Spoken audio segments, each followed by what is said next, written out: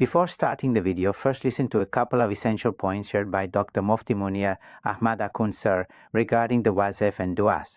Understanding these points will be greatly beneficial for you, inshallah.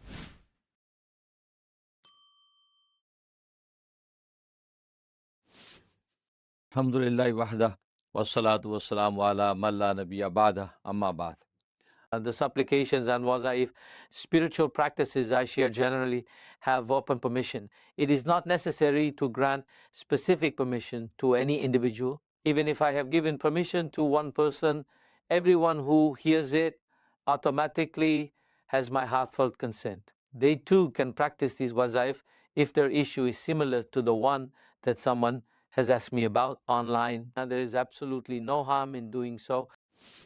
Today we will discuss the 15th name from the beautiful names of Allah, and that name is Al-Qahar. Al-Qahar is one of the names of Allah, the Almighty. This name has been mentioned in the Holy Quran at 6 places. The meaning of Al-Qahar is the one who has complete control over everything, the one who subdues all. That being who holds everything under his absolute authority is called Al-Qahar. Indeed, Allah, the Almighty, is Al-Qahar because His dominance extends over everything. There is no weakness or defeat in His existence. Everything is under His command, completely subdued by His will. He is the one who overpowers all, and this is the meaning of Al-Qahar. And it is evident that Al-Qahar is one of the divine attributes of Allah. This name holds great benefits. One of the major benefits of this name is that if a person suffers from sexual weakness, then reciting Ya Qahar has a powerful effect. The person should first calculate the numerical value of their name and then recite Ya Qahar that many times over their food and drink before consuming it. If they do not know the numerical value of their name, then they should recite Ya Qahar 125 times, blow it on their food, and eat it at least once a day, morning, afternoon, or evening. Before and after, they should recite Durood Ibrahim 3 times. InshaAllah, Allah will grant them strength and power. This is a highly effective and tested practice. Understand another important matter. When it is mentioned to blow on water or any object after reciting wazifa supplications, it is not simply blowing air, but rather performing dam.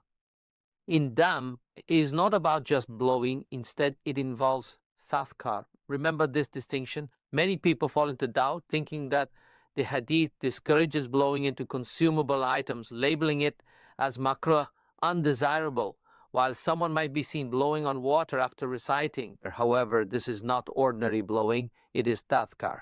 After completing the recitation of wazifa, one softly exhales by saying, not forcefully but gently. The concept of tadhkar is that the blessings generated in your mouth and saliva through the recitation of wazifa are transferred into the water through the soft exhalation. A few drops of blessed saliva mix into the water, making it spiritually enriched. That water is then given to the patient to drink, and it becomes a source of healing. This process is called tadhkar. Our beloved Prophet Muhammad, peace and blessings be upon him, would perform tadhkar on consumables. In this way, that is why it is mentioned in hadith that during that time, little girls in Medina would stand outside Masjid Nabawi holding bowls or cups of water. As worshippers passed by, they would perform tadhkar on the water for blessings. This water was then used for its spiritual benefits. However, simply blowing air like is purposeless because it lacks the effect of recitation or remembrance of Allah. Such blowing carries no spiritual benefit. Hazrat, I have a question.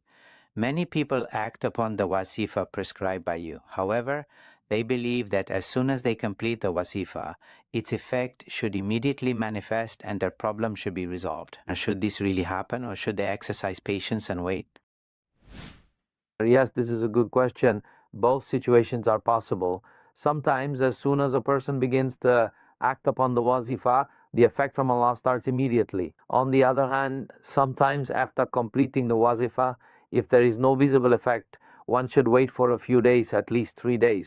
If there is no effect within 3 days, they should wait up to 9 days. It is mentioned that one should wait up to 21 days for the effect to manifest. The reason is that when we start acting upon wazifa, the effect is not immediately visible because our soul contains impurities. These wazifa, being Allah's words, first purify our inner impurities. Once the impurities are removed, and the person continues acting upon the wazifa, now Allah's mercy begins to descend upon the purified soul. It is similar to cleaning a dirty piece of cloth. First, the dirt is removed, then it shines. Once it is washed, dried, and shines, perfume is sprayed on it. Sometimes people become disheartened and say, I am acting upon the wazifa, but I see no results. In reality, the results are not visible because the wazifa are purifying the inner impurities. Once the soul becomes pure, Allah's mercy and the effect of the wazifa start to manifest. Some people have greater impurity, so even 41 days are not enough to purify them. Such individuals are advised to continue the wazifa for another 41 days to ensure complete purification. Once the impurities are cleansed, Allah's mercy will descend and the problem will be resolved, inshallah. And therefore one should wait.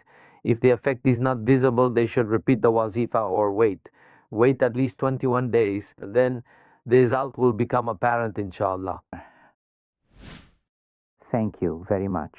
If you also want Mufti Sahab to provide solutions to any of your life's problems, please share your issue in the comments below. InshaAllah, we will bring a new video addressing your concerns and presenting solutions as soon as possible. Click subscribe below, hit the bell icon to get notified of new videos.